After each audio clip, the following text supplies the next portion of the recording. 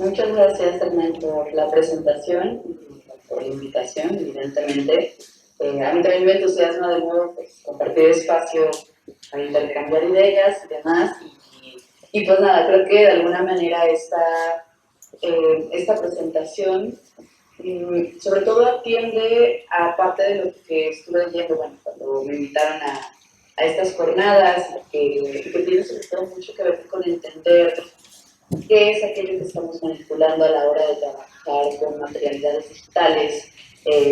Digamos, mucho de la conversación se ha enfocado a entender ciertos grados de, entre comillas, inmaterialidad y cómo esto pues, se ha traducido a diferentes prácticas, tanto teóricas como artísticas y, por supuesto, curatoriales, ¿no? Entonces, pues eso de alguna manera ha sido gran parte de mi investigación, tanto desde la curaduría como desde un área un poco más teórica.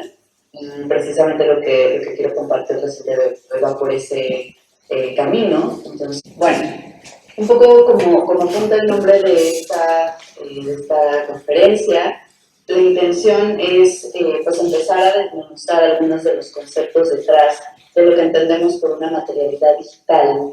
Y sobre todo mi propuesta tiene que ver con apuntar a que no existe una sola forma de entender la materialidad digital, sino más bien múltiples maneras, y estas están vinculadas directamente con las interfaces que las alojan. Creo que sobre todo la conversación contemporánea ha dado un poco un giro también a entender que existe una dimensión absoluta tangible, como digamos, no que pues está de alguna manera absolutamente inseparable relacionada con esto que entendemos como materialidad digital, ¿no? Y que de alguna forma el ser consciente de que ese plano también existe nos puede dar un espacio como muy particular de conversación, digamos, acortando ciertas límites o aportando ciertas nociones sobre la fluidez de esta materialidad digital. Entonces me gustaría empezar como por algunas concepciones relacionadas con esta materialidad digital y que casi siempre, digamos, se ubican o se reducen de alguna manera a observar cómo es que funciona una máquina, ¿no? En este caso, una máquina que casi en su totalidad requiere de energía eléctrica para funcionar, que requiere de otro tipo de estímulos internos, de otro tipo de elementos internos que echan a andar una maquinaria y que por el otro lado, toda esta configuración que tiene que ver con sus posibles usos, que tiene que ver con cómo esto, pues de alguna manera se activa o cumple sus funciones, pues tiene otra naturaleza. Entonces, en ese sentido, quizás una de las formas más directas o inmediatas de pensar a esta materialidad digital es precisamente la palabra digital y hacer sentido de lo que esta significa, ¿no? Algunos de esos conceptos tienen que ver con el uno que se convierte en dos, que es justo una propuesta de Alexander Galloway, un poco para desprender esta idea de que lo digital existe exclusivamente a la hora de hablar de una máquina y su funcionamiento.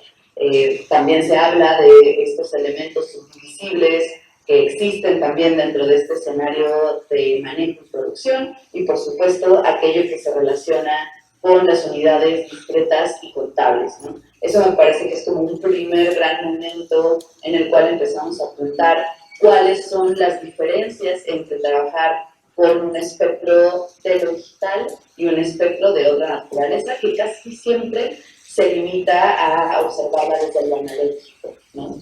En esta primera concepción de Alexander Galloway del uno se convierte en dos, me parece interesante porque, bueno, entre él y Florian Kreitner también apuntan como una manera de lectura desde, en este caso, muy directamente el lenguaje, que pudiera cumplir también estas formas de entender cuáles son o cómo se ven estas unidades discretas y contables, o qué son esos elementos subdivisibles fuera de la naturaleza, en este caso, del código binario, ¿no? Entendemos que, de alguna forma, pues, la máquina digital por excelencia es la computadora, y que el lenguaje digital por excelencia pues, es precisamente este lenguaje binario, ¿no? Como todo lo que existe dentro del mundo, en este caso de la programación algorítmica computarizada, se reduce, por decirlo así, a una serie de ceros y unos que se acomodan de diferentes formas y que a partir de esos acomodos se les pueden dar diferentes lecturas, ¿no? Y de ahí es que obtenemos diferentes formatos, que estos formatos entendemos que son increíblemente fluidos, que la forma de traducir esos ceros y unos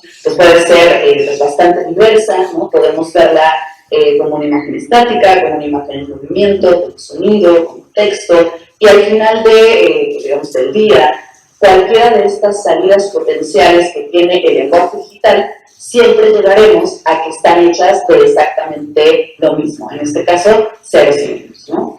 Esta cualidad de la materialidad digital me parece muy puntual a la hora de entender por qué es que consideramos esa ligereza o esa fluidez o de repente un poco como esa capacidad de mutar y que la asociamos muy concretamente con estas formas de trabajo desde lo digital. Sin embargo, si esto lo colocáramos dentro de otra conversación, quizás no tanto de una manera técnica, un ejemplo que me parece que es muy interesante es aquel de pensar diferentes idiomas con respecto a esta noción de si se construyen de manera digital o si se construyen de manera analógica, ¿no? Entonces, ahí, por ejemplo, si vemos un idioma, por ejemplo, el español, el portugués, el inglés, el alemán, el francés, podríamos argumentar, bajo estas definiciones, que es un lenguaje, o es una serie de idiomas en este caso, que se constituyen a partir de una lógica digital, en el sentido de que tenemos una unidad básica, ¿no? En este caso una unidad discreta y contable, bueno, una serie de unidades discretas y contables que son las letras. Nuestras letras, dependiendo un poco ahí sí del idioma, van cambiando entre 24, 25, 26. En este caso, pues, tenemos un alfabeto romano, ¿no? Y en ese sentido podemos decir que todo nuestro lenguaje está constituido a partir de estas unidades discretas y contables, que a partir de su fusión o mezcla van configurando, en este caso, palabras, que van configurando a su vez oraciones, que van configurando a su vez párrafos, ¿no? Y así podríamos irnos como a diferentes escalas de cómo podríamos componer el lenguaje, al menos desde lo escrito, ¿no? Y en ese sentido podríamos decir que siempre seríamos capaces de alguna manera de volver a ese elemento básico, a esa unidad discreta y contable que es la letra, ¿no? En nuestro caso en particular, pues bueno, nosotros no tenemos como en el lenguaje del código binario dos unidades discretas y contables, sino, pues bueno, de nuevo, ¿no? Entre 24, 25, 26, dependiendo de un poco. Esta, pues digamos, no es la realidad de un idioma como es el coreano, el japonés, el mandarín, ¿no? Diferentes versiones, evidentemente, del mandarín, ¿no? Y esto tiene justo mucho que ver con la forma en la que comprendemos que se configura un concepto. Entonces, pensando, por ejemplo, en un kanji pues es una totalidad, o es, en este caso, bueno, un ideograma que contiene en todos sus reflejos un solo gran concepto, ¿no?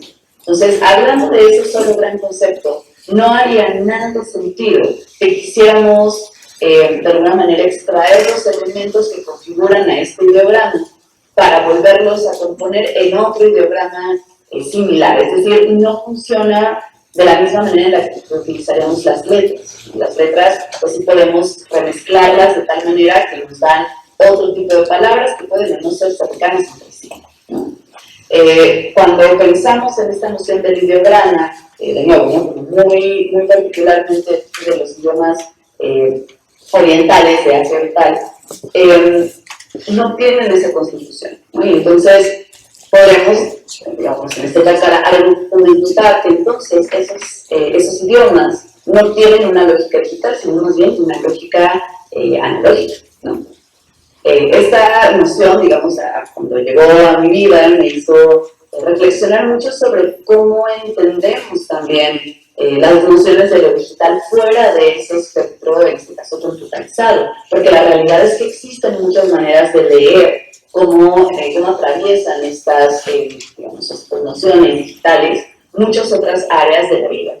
Ahora, si bien esto, pues bueno, quizás no es necesariamente útil a la hora de reflexionar sobre el lenguaje, específicamente hablando, ¿no? Como de de los diferentes temas que he mencionado, quizás sí nos permite ver otras formas de plantear qué es lo que entendemos como digital fuera del funcionamiento de una máquina, en este caso computarizada o de otra naturaleza, pero que al final reduzca sus formas de uso a esta fluidez de los seres humanos, ¿no? Por otro lado, otras cualidades o preguntas que también surgen a la hora de plantearnos qué existe dentro de estas materialidades digitales, cuáles pueden ser sus potenciales retos, dónde están diferentes áreas de conversación. Pues también tenemos esta correlación que tiene que ver con lo real, lo virtual y lo actual, la representación versus el objeto en sí mismo, el original y la copia, ¿no? Podríamos añadir otras que tienen que ver, por ejemplo, con la distribución y la autoría, etcétera, ¿no?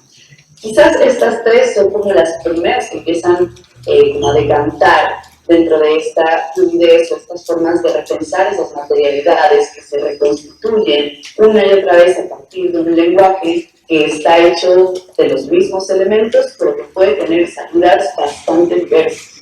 En ese sentido, creo que una de las, quizá como de los grandes limitantes a la hora de hablar también de estas materialidades digitales es considerar que en su totalidad lo que existe dentro de este plano digital es en sí mismo virtual, ¿no?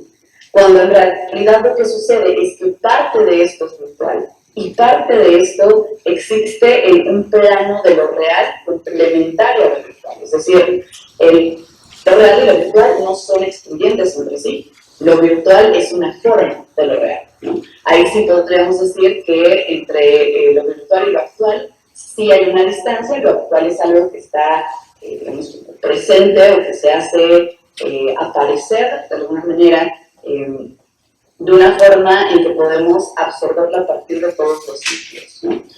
En ese sentido, me parece interesante también plantear pues, este espacio intermedio, ¿no?, entre lo real y lo actual, como más bien ese escenario de lo virtual.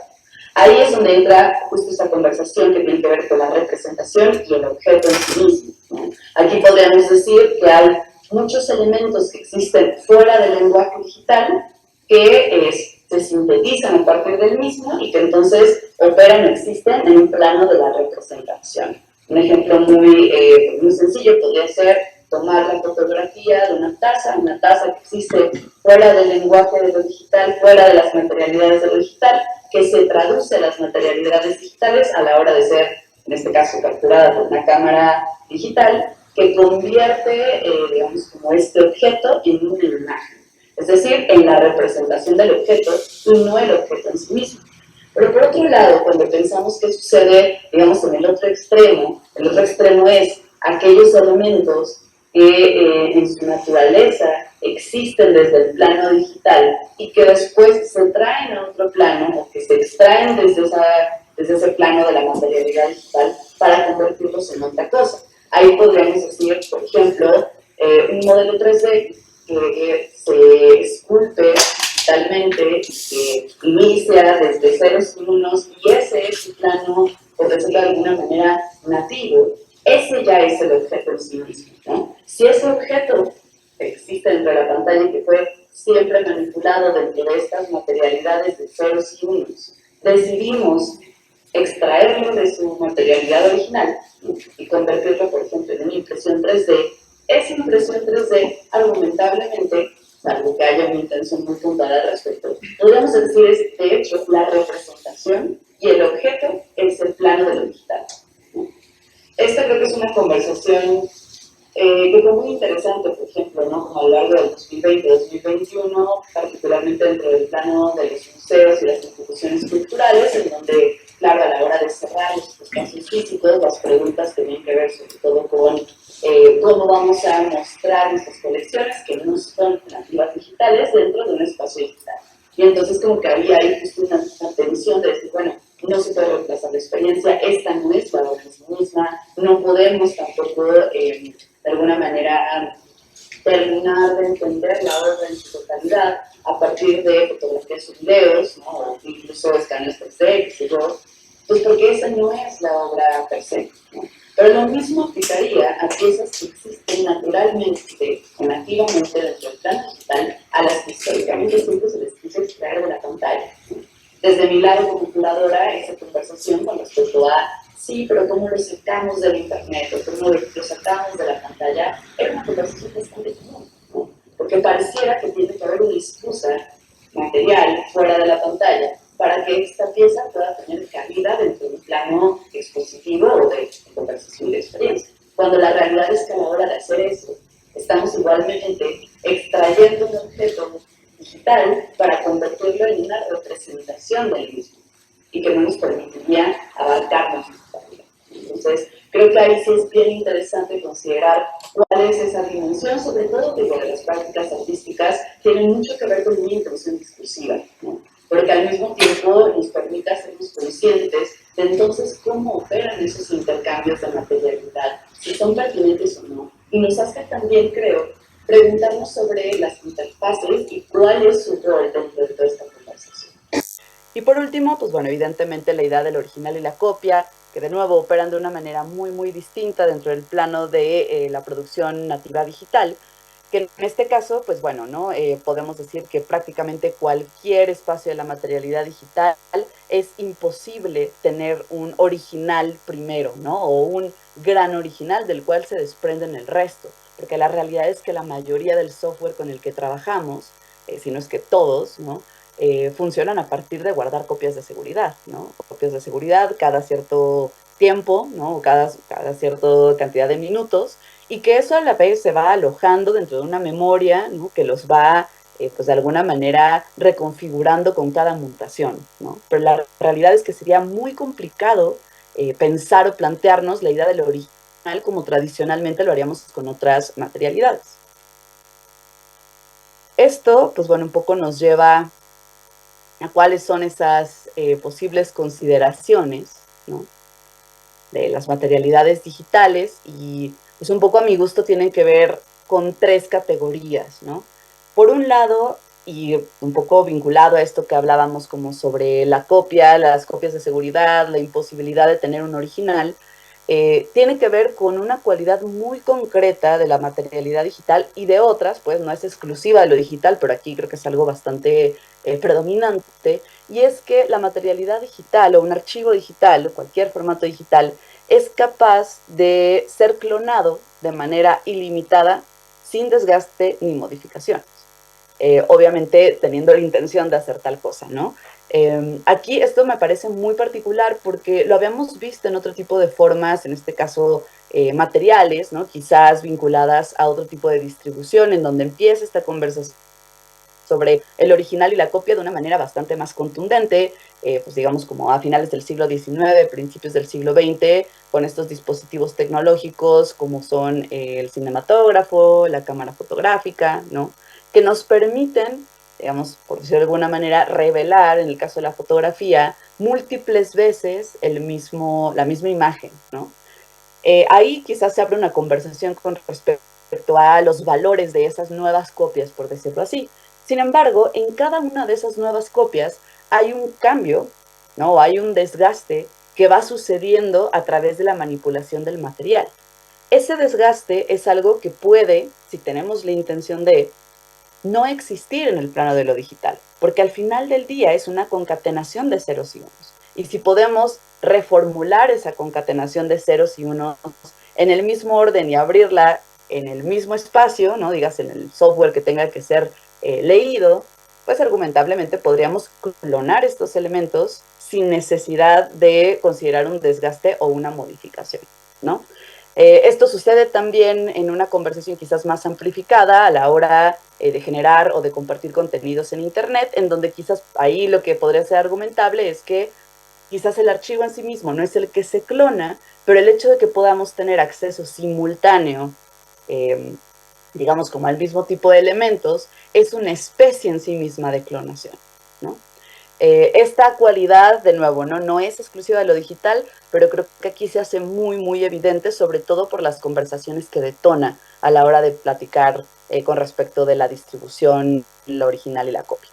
Por otro lado, pues esto que tiene que ver también con la fluidez de estas materialidades y las posibles formas que pueden adoptar, también es entrar a la conversación.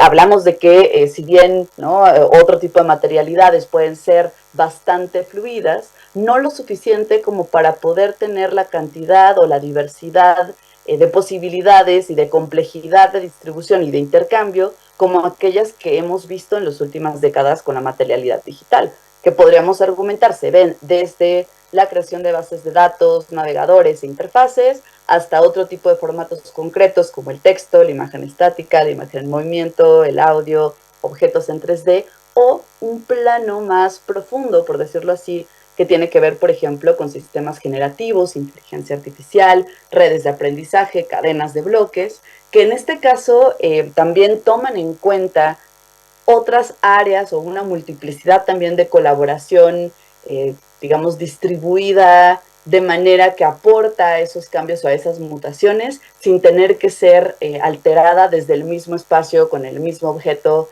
y a través del mismo cuerpo, ¿no? Que eso también le dota de otras cualidades.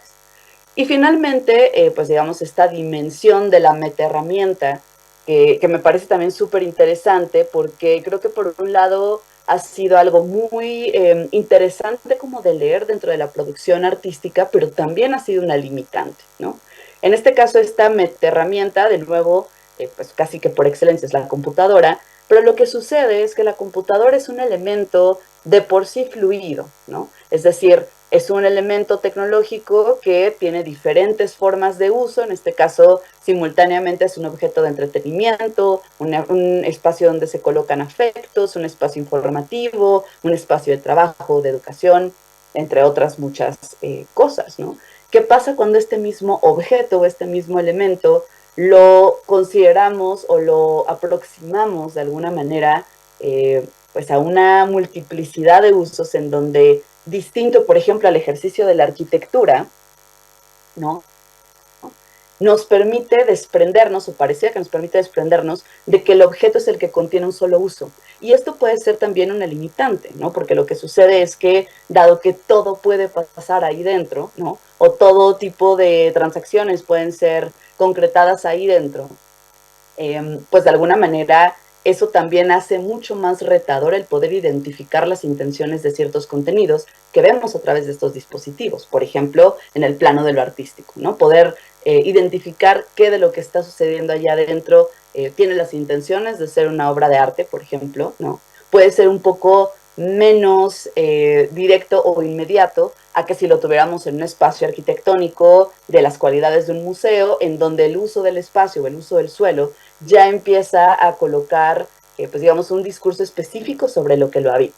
Y de nuevo, esto puede ser una limitante o puede ser una posibilidad. O sea, todo el universo, por ejemplo, del NetArt de principios de los 90 y hasta principios de los 2000, yo creo que más bien esto lo veía como una posibilidad, el no tener un discurso impuesto sobre algo que estamos viendo, en este caso, en esta meta herramienta, ¿no?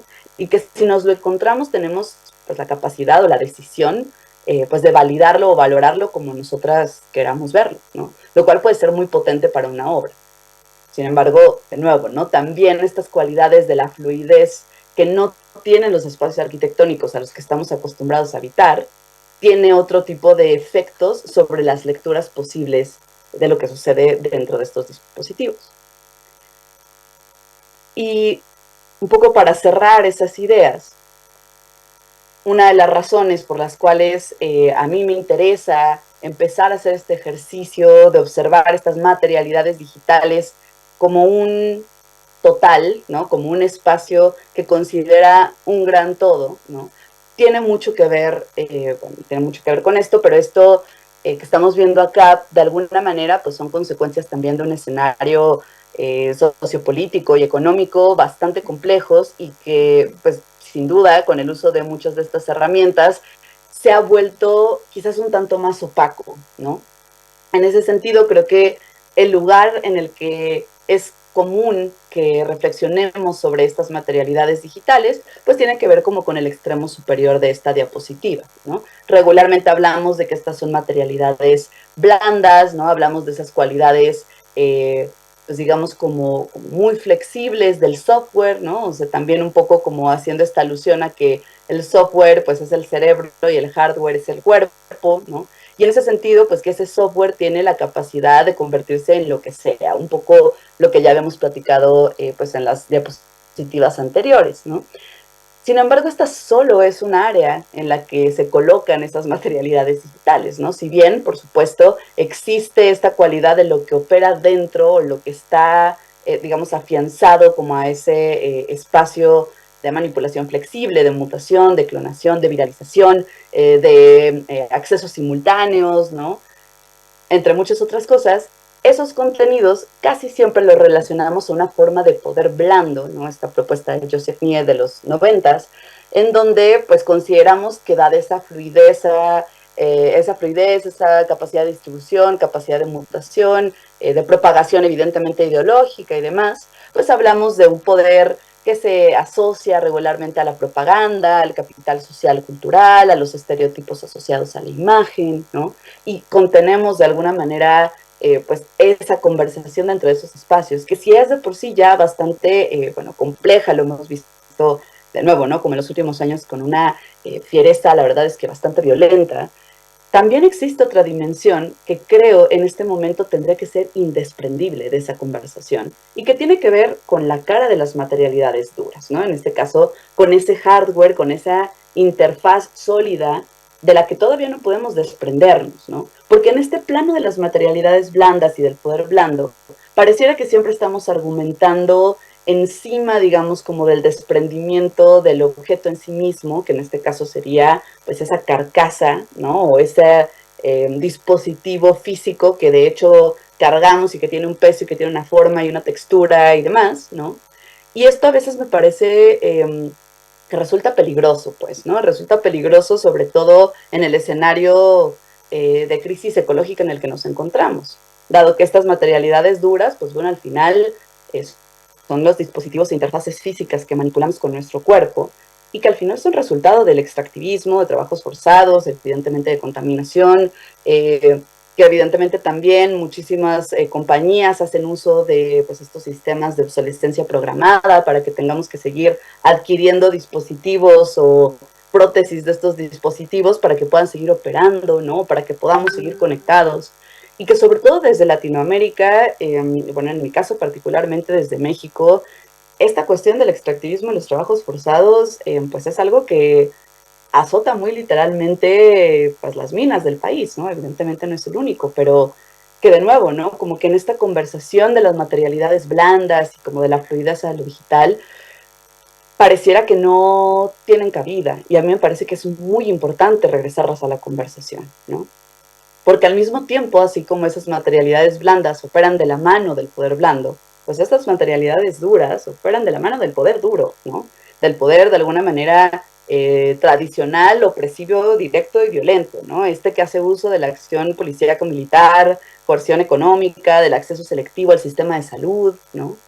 Y es por esto que creo que en este punto podríamos apelar a pensar que esas materialidades digitales son las dos cosas al mismo tiempo, ¿no? Y en ese caso, pues bueno, una materialidad digital puede ser considerada aquella que existe en un sistema específico de una computadora de escritorio, pero también es aquella y es distinta a la que opera en un teléfono inteligente y es distinta a la que opera dentro de una tableta.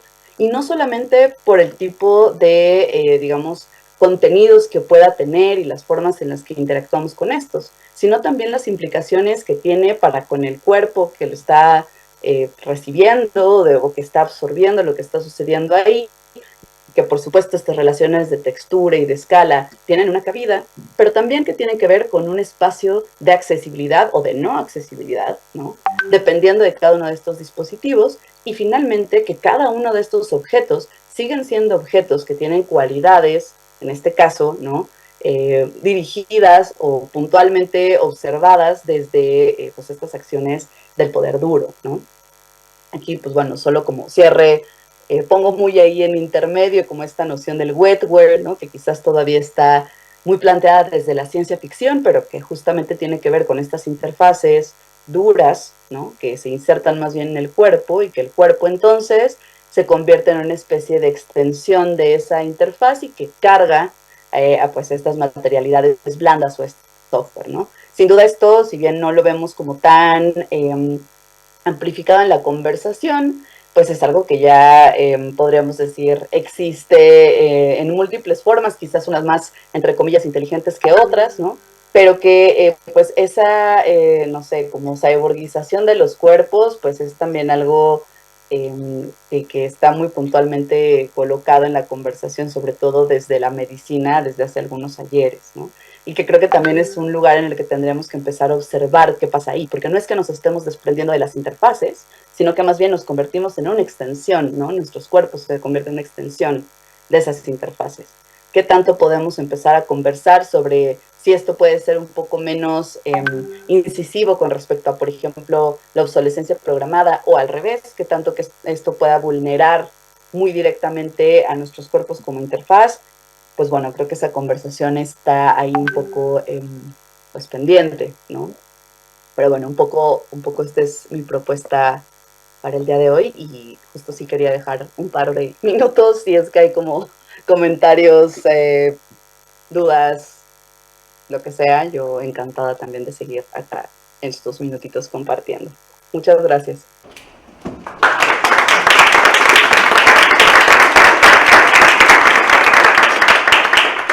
Muchísimas gracias, Luis. Bueno, el aplauso fue de carne y hueso. Acá hay una audiencia de carne. Sí, tenemos todavía como 5, 8 minutos para preguntas, así que hacemos una ruedita de 2 o 3 y sí. Martín. ¿Yo? Gracias por tu exposición, me pareció interesantísima, supongo que a todas y a todos acá me pareció muy interesante. Y me preguntaba por la, a ver,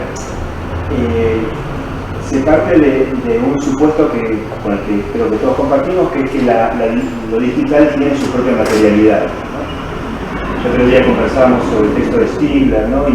y la hipermaterialidad que en realidad entraña lo digital. Y me surgían preguntas sobre la relación entre una materialidad y la otra, que es algo sobre lo que en el último apartado de tu exposición algo mencionaste. Vos decías al comenzar tu exposición que bueno, había cierta recurrencia por la insistencia de sacar lo digital y llevarlo al mundo físico como si recién allí apareciera la materialidad de aquello que en realidad ya lo tiene y que es su materialidad nativamente digital. Entonces me preguntaba por la relación entre una cosa y la otra en términos de jerarquía, es decir, si acaso es posible una materialidad digital sin materialidades físicas, ¿no? Es decir, cuán posible es algo nativamente digital sin la interfaz o una metaherramienta como en la pantalla, un altavoz, que en última instancia es lo que habilita físicamente la posibilidad de esa materialidad digital. Entonces, en fin, mi pregunta es si lo digital existe, si vamos a la vieja categoría hegeliana, si lo digital existe en sí, o si solo existe en la medida en que está atravesado por la interfaz del orden de lo físico, ¿no? Por esa otra materialidad que conocemos más tradicionalmente en el largo plazo. Bueno, gracias. Bueno, hago una muy cortita yo. Tal vez en algún punto relacionado con la de Martín. Frente a esta idea de materialidad que traes, digamos, ¿qué lugar habilita para la experiencia? Yo pensé más en tu trabajo como curadora, digamos, ¿no? Bueno, ¿cuál es el espacio para experiencia que se habilita, que se posibilita en estos objetos nativamente digitales, digamos, para la experiencia creativa, por un lado, que justamente se uniformiza de alguna forma, en el sentido de la interacción con la herramienta? Bueno, ¿qué tipo de experiencia habilita o deshabilita en términos de apreciación, relación con esos objetos? Bueno, pues en cuanto a la primera pregunta, creo que de alguna manera desprendernos de la interfaz ha sido como el sueño de la innovación tecnológica por muchos años.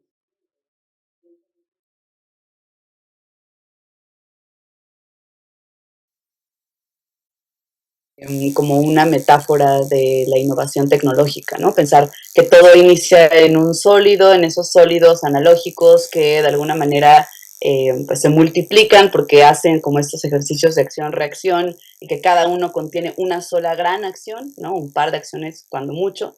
Luego esta parte como transición hacia lo líquido, que es justamente el asociar estos lenguajes digitales que son bastante más fluidos a otras interfaces que pueden adoptar también otras cualidades matéricas, pues, ¿no? O sea, pueden ser más grandes, más chicas, cuadradas, rectangulares, ¿no? Como que ahí empiezan como a jugar con esas formas.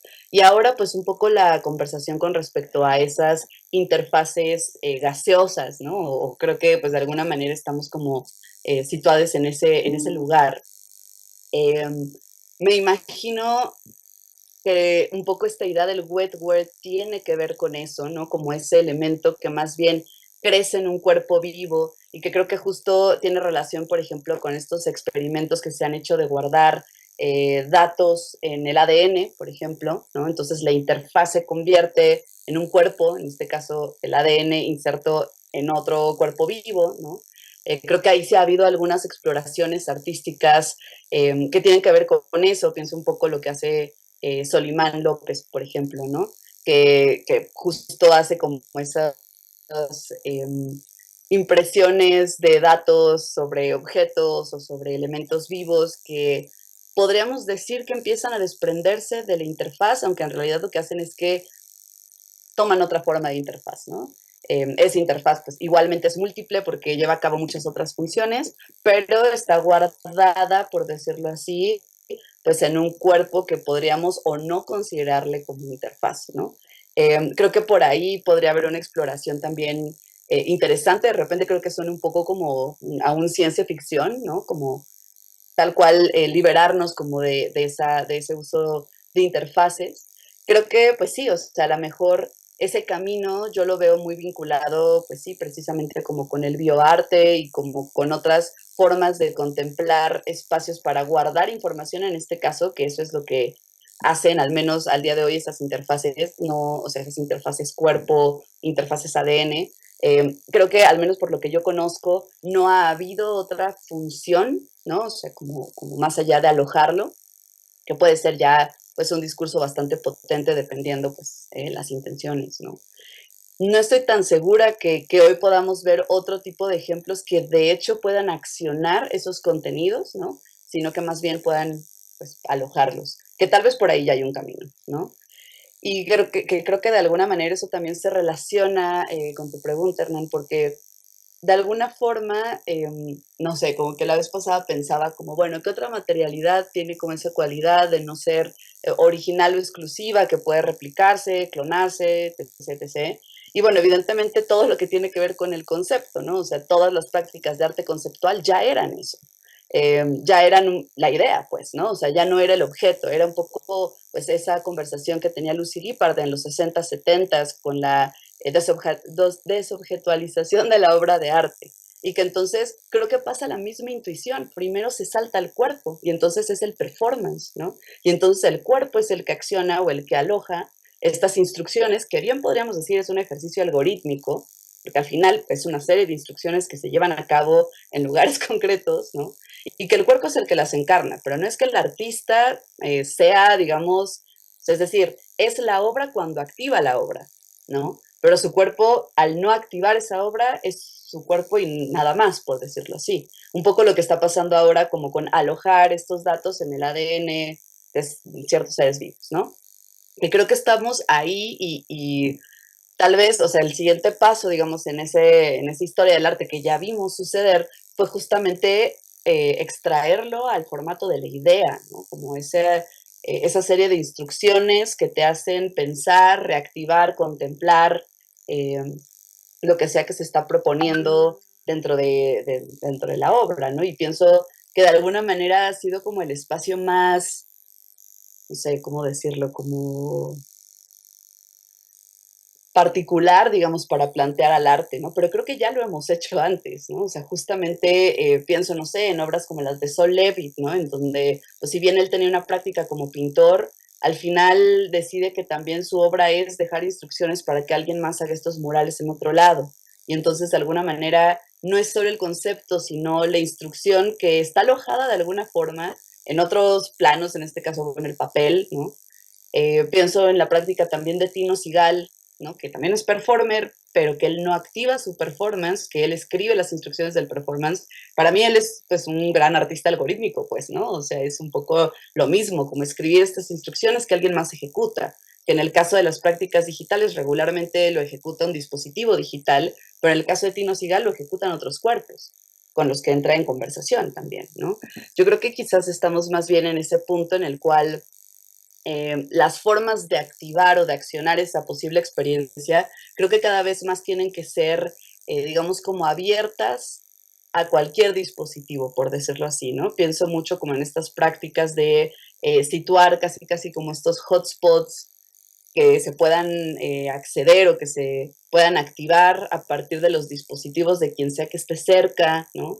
Un poco un sistema, digamos, sí distribuido, pero acotado a un espacio específico. Quizás ahí es donde podamos otra vez como regresar a estas otras formas de entender esa experiencia, que quizás ya lo tenía de repente el videomapping, por ejemplo, ¿no? Que sí es una práctica totalmente enraizada en una manipulación digital, pero que sucede en un sitio específico, que se podría replicar sin duda, pero que al final se asocia como un solo lugar, pero este lugar es abierto, ¿no? O sea, como que tiene otras cualidades ahí que quizás yo lo que haría sería observar cómo fue de nuevo ese tránsito entre las prácticas de desobjetualización de los 60s, porque creo que un poco estamos orientándonos otra vez como hacia allá, ¿no? Y a lo mejor sí, terminamos volviéndonos a inventar el arte conceptual, qué sé yo. Bueno, muchísimas gracias. Me agradezco un montón por esta participación y seguimos con otros medios. Muchas gracias. Seguro, muchas gracias.